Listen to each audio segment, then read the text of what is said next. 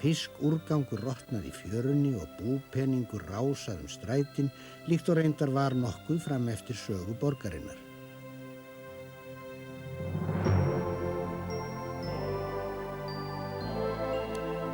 Á Íslandi höfðu alltaf búið bændur og bæjarmyndurinn í Reykjavík hafði í fyrstu lítil áhrif á atvinnuhætti og líf Íslendinga.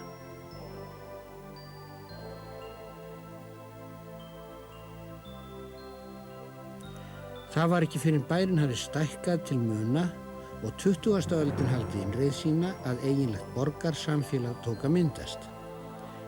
Reykjavík byggðist hratt og það voru bændur sem fluttust hingað og urðu borgarbörn. Lífið hér var gjörólíkt því sem að tíðkaðist í sveita og margir áttu erfitt með að laga sig að breyttum aðstæðum.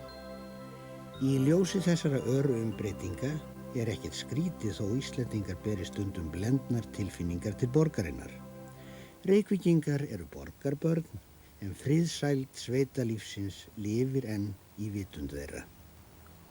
Reykjavík, Reykjavík, drep leiðinlega dúkkuborg, ástkæra indæla andans móðir. Ég hata göturnar þínar fljótandi í slabbi, remulaði og hálfstektum lauk. En ég elska líka strætin þín, öngstrætin og strætisvagnana sem æða reiðir og gulir með mannabein í maganum, öskrandi, kvissandi, óarga dýr í frumskógi stórsmáborgarinnar.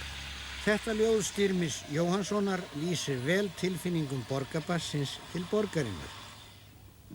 Þegar Reykjavík stækkaði og fór að safna á sig úthverfum, breyttist hlutverk gamla bæjarins þar sem Styrmir ólst upp og nú hefur hann hreiðrað sig í litlu kjallaraherbergi.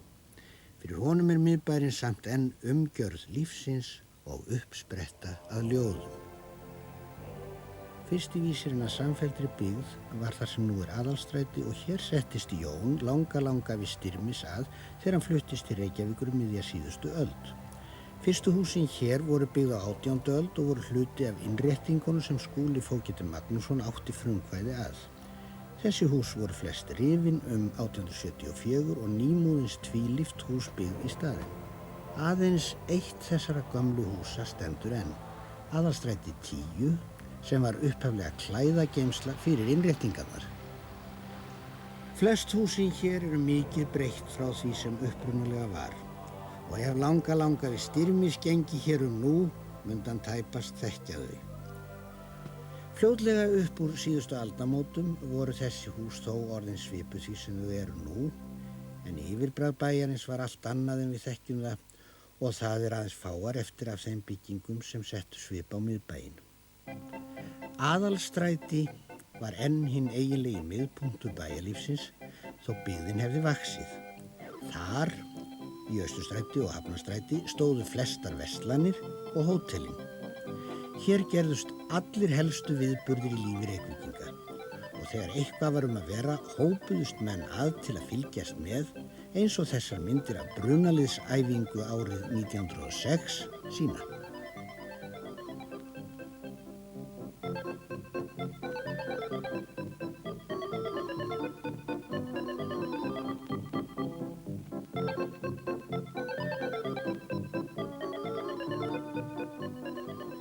Þetta leyti hafði verið byggt nokkuð upp í bæinn og fram með læknum og tjörninni, en handan hennar var engin þétt byggð.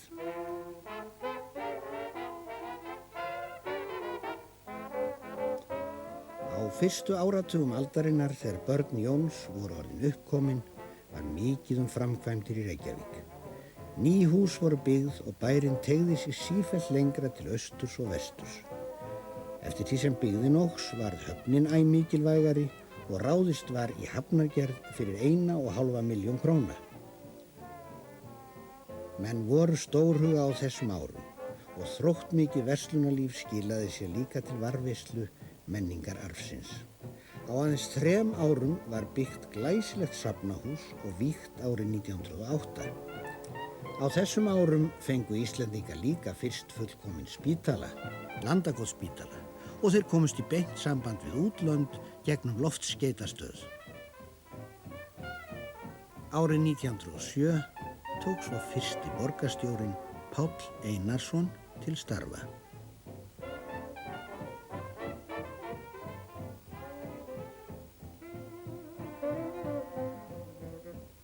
Mannlífið í Reykjavík var fjölskrúðugt og tekist var á ýmis málefni.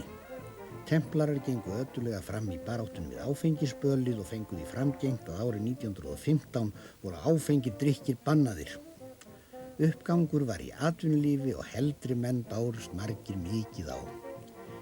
Heimili bæjarbúa fóru að líkjast meira því sem tíðkaðist meðal millistétta í nálægum löndum og í borginni var völ á hverskins lúxus og afþreyingu, hárgreiðslustofum og sjónleikum sem sýndir voru í Iðnó.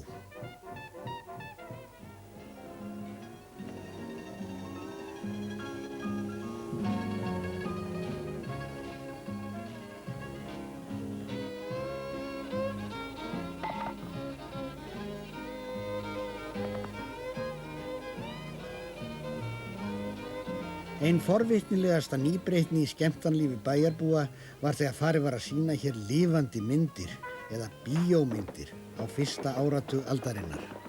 Fyrsta kvikmyndahúsið Biograf Theater Reykjavíkur var stofnsett árið 1906 þar sem þetta hús stendur núna. Það var í stóru húsi sem hét Fjallakötturinn. Biograf Theatrið var reyndar í daglegu tali nefnt Gamla bíó og hélst það nafn þegar starfsemin flutti í nýbyggt hús við Ingólfsstræti árið 1926. Við þeim sem voru að alast hér upp á þessum árum blöstu framfarir og velferð, en þó voru alltaf einhverjir sem stóðu utangarðs í samfélaginu. Sumir voru ógæfumenn sem ekki áttu annarra kosta völ, en aðrir snéru einfaldlega baki við lífsgæða kapphlaupinu og fóru sínar eigin leiðir.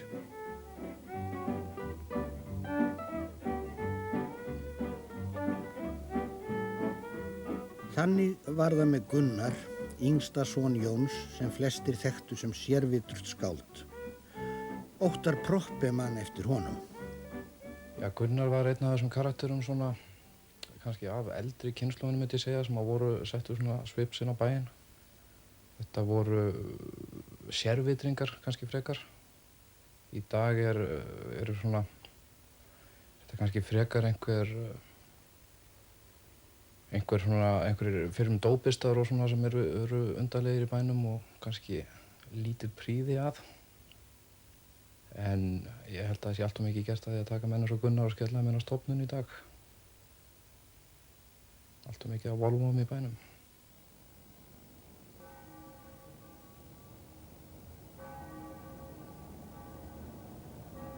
Sigríður Hafsteinsdóttir ólst upp í miðbænum og stundar nú nám við Háskóla Íslands. Áður sótt hún menntaskólinn í Reykjavík en hann hét upprunalega Latínuskólinn og var stofnaður samkvæmt konunglegri tilskipun árið 1846. En þá var kennsla flutt frá Bessastöðum í nýja húsið. Þetta var eitt fyrsta tvílyfta húsið í bænum og var lengi stærsta húsi í Reykjavík en nú fyrir löngu orðið þröngt starfsemi skólans. Sigríður tók stúdentspróf með ágætiseinkunn eins og Jóhanna móðir hennar gerði fyrir rúmum 20 árum og Jónas langavennar þegar hann lauk hér skólagöngu. Þuríður kona Jónasar útskrifaðist hins vegar frá nýja kennaraskólanum. Háskóli Íslands var síðan stofnaður árið 1911, en vinnu við aðalbygginguna var lokið árið 1940. Þó Íslendingar eigi sér langa menntahefð var það mikill áfangi. Langafi Sigríðar, Jónas, var einn þeirra sem barðist við brunan mikla í miðbænum árið 1915. Klukkan 3 nótt kom upp eldur í Hótel Reykjavík við Austurvöll og þá brunnu á aðeins rúmri klukkustund 11 hús við Austurstræti í kjarna bæjarins.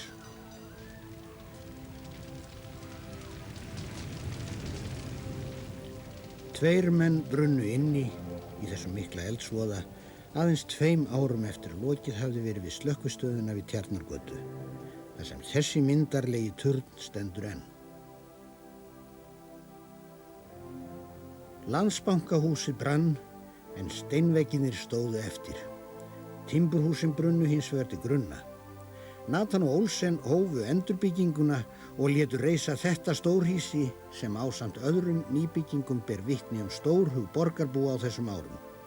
Í stað timburhúsana frá 19. öld reistu athafnamenn bæjarins stórhýsi úr steini og steypu. Það var samt í einu elsta húsi bæjarins að 2 verslunarmenn lögðu grunninn að umfangsmestu verslunarkeðjunni, þeir Silóvaldi, eins og bæjarbúar kölluðu þá.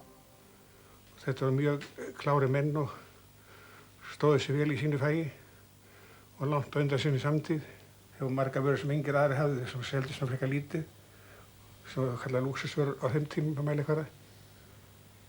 Svo keyptu þessi kartöflur að Guðli og Eyrarbakka og fleiri stöðum og geymdu þarna í Hafnarfirði þar sem ég Símsteinverslunni í kjallarinn þar undir, það geymdist alveg fram undir öllum vetri. Þeir voru með kartöflur þegar aðrir voru kartöflulausir á vorin kannski útsæðið annað.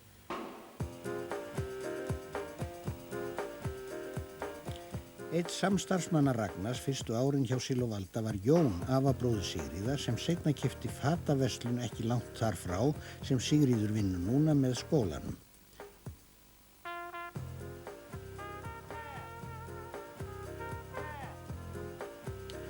Þegar Sigríður var yngri hjálpaði hún oft til í búðinni sem Jón rak þar til hann dó.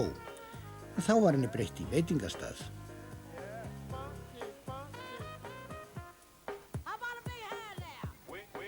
Þótt byggðin í Reykjavík hafi dreifst og vaxið er miðbærinn enn að mörguleyti miðstöð og miðpunktur borgarinnar. Þannig er hér enn miðstöð bankaþjónustu og fjármála, þó bankarnir hafi fyrir löngu stofnað útibú í nýrri hverfum. Þessi bankamaður í Íslandsbanka heitir Jónas Finnsson og hann er hér í starfi sem fjölskylda hans hefur lengi sinnt.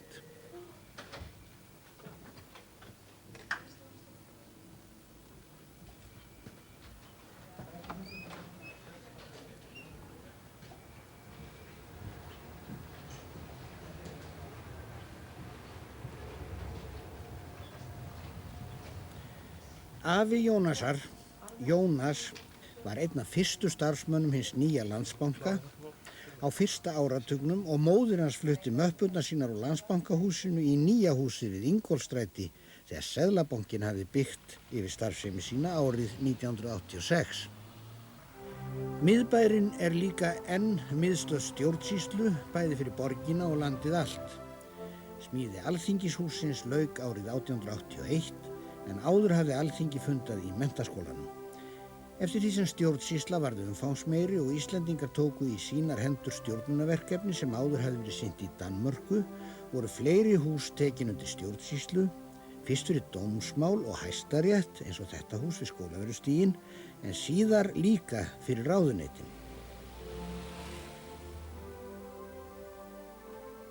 Helstu opinberum stofnunum var líka fundinn staður í miðbænum.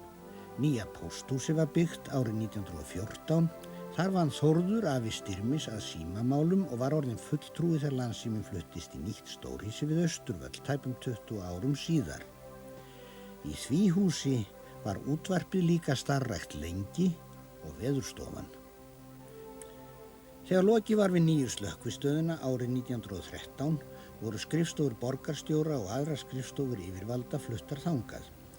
Skrifstofur borgarinnar dreifðust síðar bæinn en nú hefur aftur verið byggt yfir æðstu stjórn borgarmála við Tjörnina. Þótt stjórnsýsla borgarinnar sé nú orðin svo umfangsmikil að hún rúmist þar ekki öll. Og gott Jónasdóttir er skipulagsarkitekt, ein þeirra sem að vinna að rannsóknum og tillögugerð skipulagsmál í höfuðborginni. Eftir því sem byggðin hefur stækkað hefur þessi þáttur í starfsemi borgaryfirvalda vaxið. Þorpið sem óx hér upp á síðustu öld var lítið skipulagt, en þegar líða tók á 20. öldina fór að koma upp vandamál sem engan hefði getað órað fyrir. Þóra, langama Ógottar, var vitni að því þegar Símsen bæjarstjóri tók umferðarstjórn í sínar hendur til að forða öngþveiti, en hann hefur vart getað séð fyrir umferðina sem tók að streyma götur miðbæjarins þegar vélaöldin hafði loks haldið innreið sína. Þröngar götur miðbæjarins hentuðu illa þungri umferð bíla og vinnuvéla sem óx svo ört að yfirvöld áttu erfitt með að laga skipulagið að breyttum aðstæðum. Heyrðu Vigga, var það ekki sniðu að vefja gömlu múkter svona liðu fingur sér og finnst þér ekki gaman að fljúa í loftun og Stöðugt hefur verið unnið að breytingum í og við miðbæinn, svo nú óttast margir að minjarnar gamla bæinn munu hverfa með öllu. Skipulag bæjarins þarf því að taka tillit til verndunar gömlu byggðarinnar.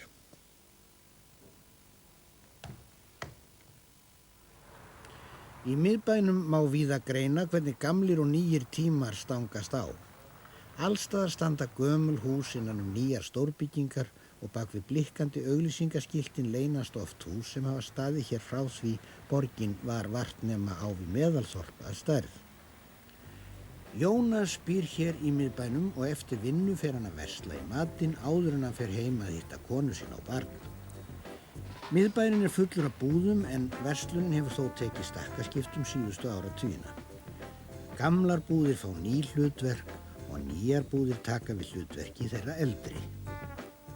Í nábýli við verslanir með erlendum nöfnum sem selja nýjustu tískuvörurnar frá París eða Róm má þó enn finna búðir sem þjónað hafa íbúunum í áratugi eins og hæverskir gamlir vinir.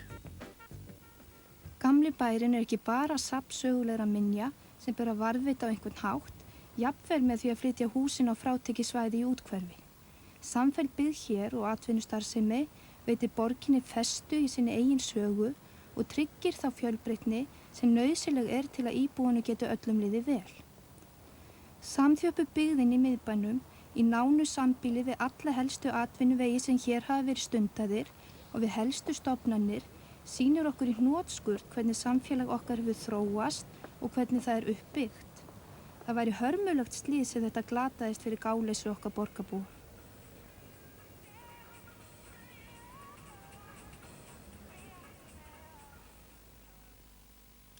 Bærinn byggðist upp í kringum höfnina og ekki síst þess vegna varð miðbærinn vettvangur margra helstu viðburða í sögu aldarinnar.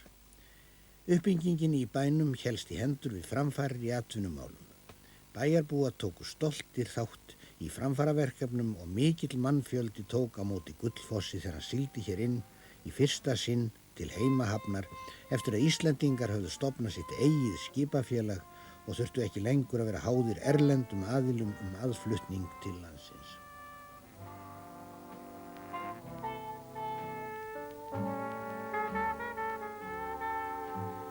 Þegar konungurinn kom að heimsækja landið með drottningu sinni og fríðu föruneyti, tóku fyrirmenn ríkis og bæjar mót honum við höfnina og fylgdu honum upp í bæinn. Reykvíkingar gátu síðan boðið konungi sínum til veislu á reykvísku hóteli hér í miðbænum. Jónas, afi Sigríðar, var í veislunni, en hann var þá orðinn fulltrúi hjá bænum.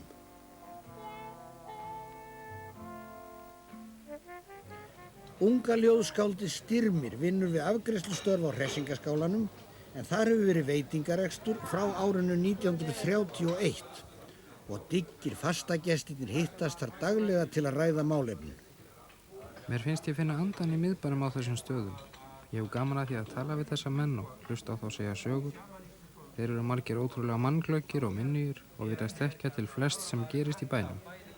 Ég bý sjálfur hér í miðbænum og ég ólst hér upp, þannig að ég hef verið að koma á þessa staði síðan ég man eftir mér. Þegar ég var að verða tvítugur á pönktímanum sóttu við líka hingað. Þóttu við værum að gera uppreisn voru við samt að reyna að búa okkur til heimili hérna í miðbænum, í einhverjum skilningi. Við sóttum Hallarísplanið, Hressó og Hótel Borg og þetta verður okkar staður. Það er ekki áriðun? Jú, þú átt að fá bókina áritaða, höfundi. Hvað er þetta í mörgum eintökum? Þetta er gefið út í 100 eintökum.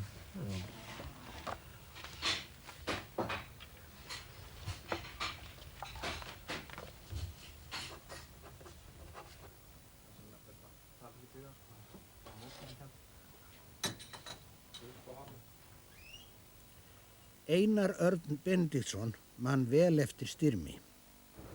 Ég var mjög reiður pönkarinn. Hann var svona frekar streit. Hann var í Karnabæjarúlpu og Moonboots, minni mig. Og við gengum þarna inn á Ingólfstorg núna sem er búið að sjæna upp með einhverjum steinstöngum. Og þarna var löggubíll og Stimmi, köllum við Stimma. Og Stimmi sagði djöfusins löggan og ég var alveg, vissi ekkert hvað hann átti við og hugsaði með mér, já, ég er pönkari. Það var einhver nýbúinn að vera að spyrja mig af hverju ég væri með keðjur á mér öllum og ég sagði bara að ég væri pönkari. Það var engin pönkari þá. Þannig að ég rauk þarna á bílinn á Ingólfstorgi, löggubílinn, og gekk svona hratt fram hjá og sló í spegilinn. Þá var ég svo rosalega óheppinn að löggan var að fara út að aftan og greip mig leið og vippaði mig beint inn í bíl. Þetta var mín reynsla af því að vera óþekkur í miðbænum og ég held að það sé búinn að breytast núna svolítið mikið. Nú hnífar notaðir og keðjur og vesen í miðbænum. En þetta var allt saklaust. En löggan, hún tók mig og ég sá hvernig Stimmi stóð þarna eftir og veifaði mér.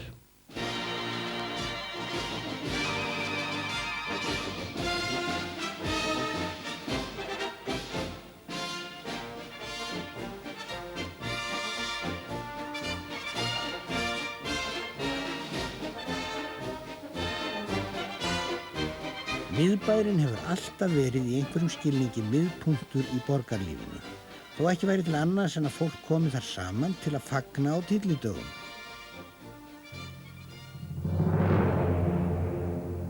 Eða þá til að mótmæla.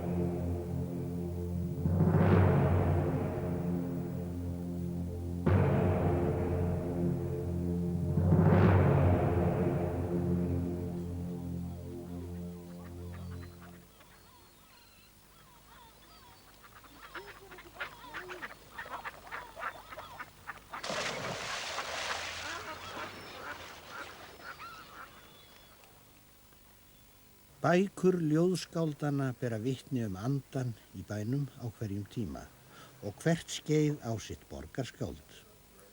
En hvaða ljóð koma nú upp í hugan þegar gengið miðbæinn? Það er kannski Tómas á góðum degi, í góðu veðri, en Sigfús frekar þá í dimmara veðri. Og þegar vorið blæs óhróða í augum hans, þá verður manni hugsað til Sigfúsar. En ég myndi nú segja að sá sem að kemur nú svona oftast upp í hugan er án efa Dagur. Hann var nú náttúrulega hann var svo samsamaður þessum strætum sem var að labba daglega og tókst að lífga þetta eða lífga þetta upp í orði svo frábærlega að ég held að Dagur hans verði minnst svona fljótlega sem eins helsta borgarskálds Reykvíkinga.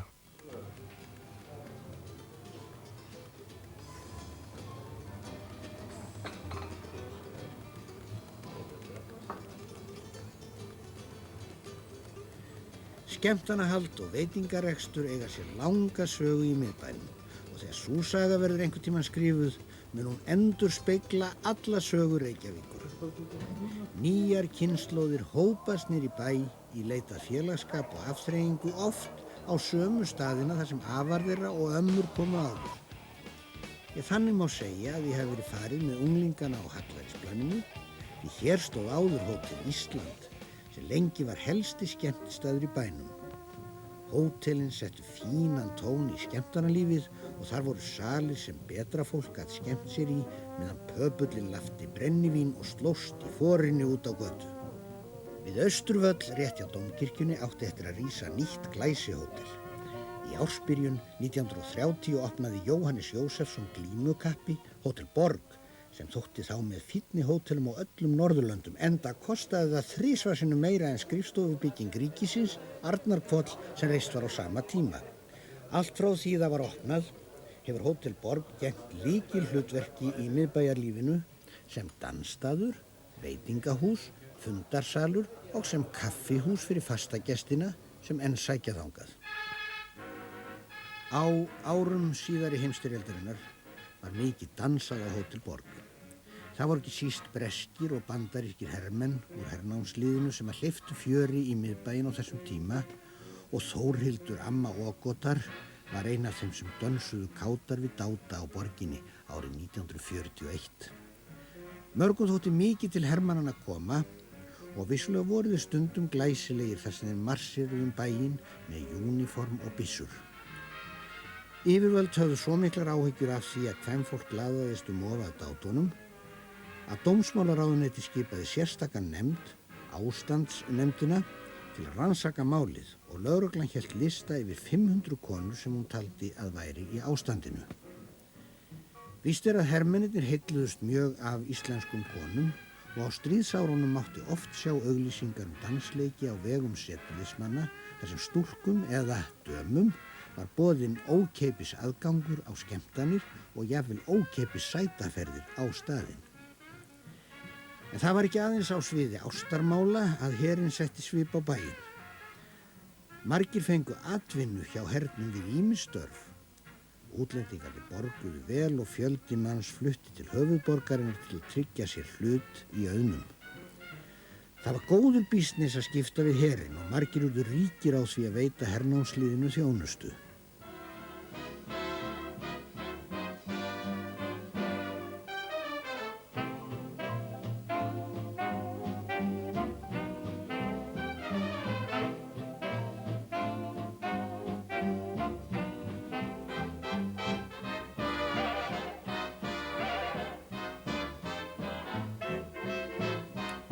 Herinn stóð fyrir miklum framkvæmdum í Reykjavík en flest mannvirkin hurfu fljótlega eftir að herinn hvarf úr bænum. Þó voru braggahverfin eða kamparnir sem herinn byggði teknir undir íbúðarhúsnæði og voru sumir ekki rifnir fyrr en á 7. áratuginum.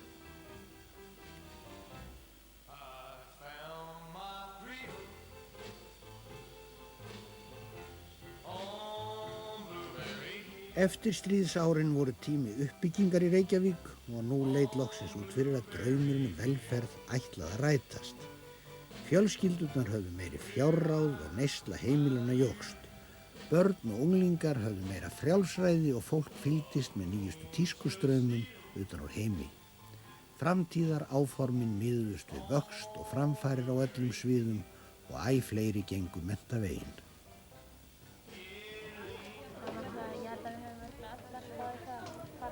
Stúdentar hafa alltaf verið duglegir við að sækja kaffihús, fyrst menntaskólanemarnir og síðan háskólanemar. Það má næstum segja að það hafi verið óformlegu hluti á námsferlinu að kynnast kaffihúsamenningun í miðbænum.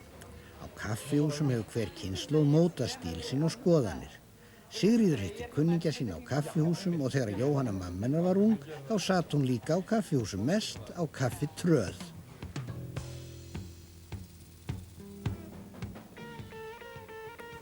Á þeim tíma urðu miklar breytingar á viðhorfum ungs fólks. Það var hippahreyfingin að ryðja sér til rúms. Hún laut í senn að pólitík og lífsstíl og ungt fólk reyndi að brjótast út úr því lífsmynstri sem foreldrar þess höfðu mótað sér á eftirstríðsárunum. Það var ekki síst í skemmtanalífinu að íslenskir unglingar í lok 7. áratugarins slepptu fram af sér beislinu og Jóhanna lét ekki sitt eftir liggja.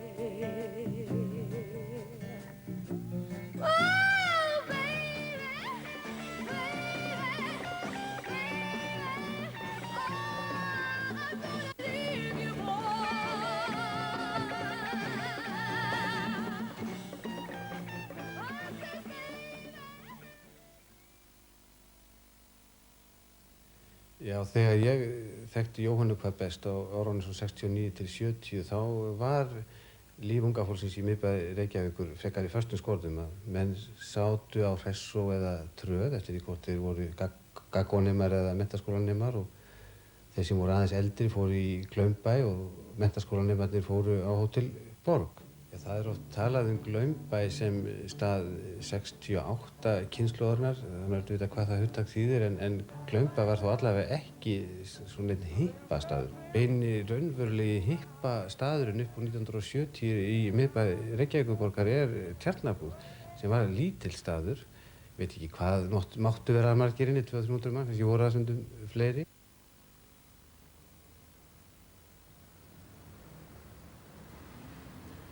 Tískustraumarnir renna áfram, en alltaf verða í miðbænum sem mætast og skemmtistaðirnir hér taka við hverri kynslóðin á fætur annarri, veita unglingunum athvarf og halda lífi í gömlum glæðum svo þeir sem eldri eru geti líka stundum létt sér upp við tónlistina sem ómaði sætast þegar þeir voru sjálfur ungir. Hér á Naustinu hélt Haukur Mortens lengi upp í fjörinu með lögum á borð við Gústa í Hruna og Til eru fræ. Til eru fræ sem fengu þennan dóm. Nú hefur ný kynslóð tónlistarmanna tekið við og Jónas sem vinnur í bankanum á daginn grípur stundum í bassann. En samt hljóma gömlu lögin enn, líkt og þau hafi sjálf á einhvern hátt tekið sér fasta búsetu í miðbænum. Meðan Jónas æfir bassalínurnar úr gömlu lögunum á Naustinu, fetar Sigríður sig gegnum mannfjöldan í Austurstræti á leiðin á Dansstað, sem nú vinsæll meðal fólks á hennar aldri, en var líka fínt veitingahús fyrir 70 árum. Og þannig lokast enn eitt hringurinn í eilífri endurnýjun miðbæjarins. Sigríður dansar á Rósenberg þar sem Jónas langafinn kom áður með systur sinni Þóru.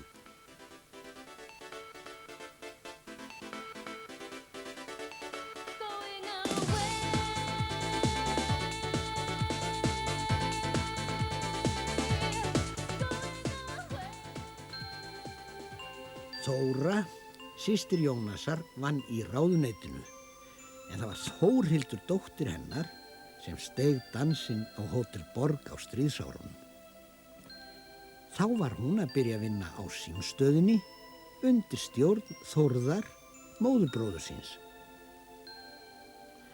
Það var síðan Jóhanna sem dansaði í Glaumbæ þegar hljómar spiluðu þar.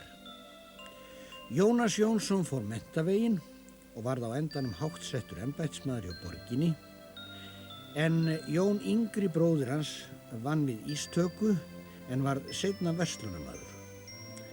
Þriðji bróðirinn Gunnar var sérvitraskáldið sem sneri baki við lífsgæðakapphlaupinu. Þegar þau voru ung þóttu þau hálfgerð vandræðabörn, en á endanum rættist úr þeim öllum og við getum rakið sögu miðbæjarins gegnum sögu þessara fjölskyldu, allt aftur til foreldra þessara systkina, hjónanna, Jóns og Guðrúnar, sem settust hér að á síðustu öld.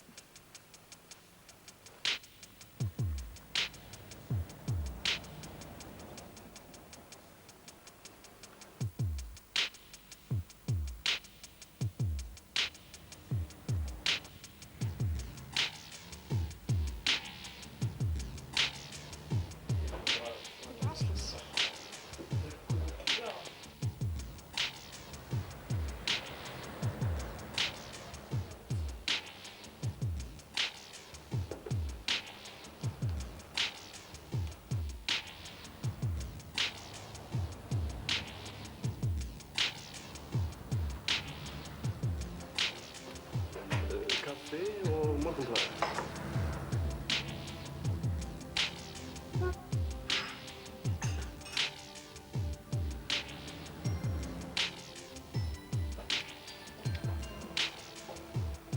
Kaffi og einn takk. Ýmsir úr fjölskyldunni hafa flust burt, en 4 af þeirri kynslóð sem nú komin til manns búa enn í miðbænum. Það eru þau Ógott, Jónas, Sigríður og Styrmir. Þau þekkjast reyndar ekki og yrðu hissa ef þau væri kynnt. En líkt og svo marga liggja rætur þeirra saman hér í miðbænum.